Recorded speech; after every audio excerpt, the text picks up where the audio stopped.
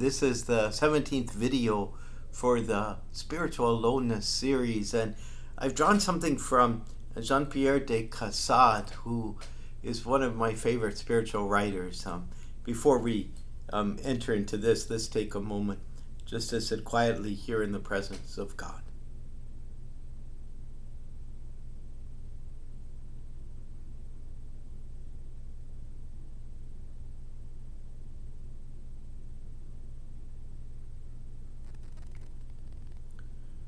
And he writes, "Those who have abandoned themselves to God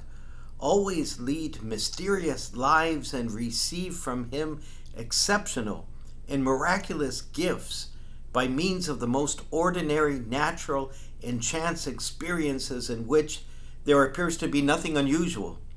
The simplest sermon, the most banal conversations, the least erudite books become a source of knowledge and wisdom to these souls by virtue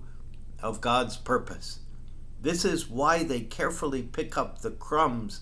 which clever minds tread underfoot, for to them everything is precious and a source of enrichment." What I find so powerful for this in the context of a spiritual aloneness is the idea that this contrasting, exceptional, mysterious life and experience that we have is drawn from what is natural, ordinary, random almost. The idea that God is working with us all the time, but in a way that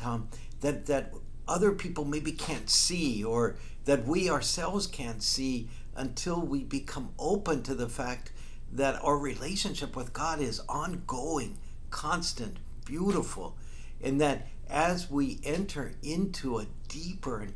more powerful closeness to God, the different things that happen to us speak to us about God, so that far from being lonely,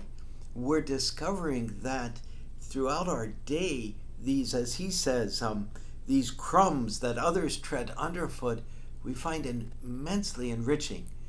And if we're able to offer ourselves to God, and if we're able to open our eyes to what God is doing,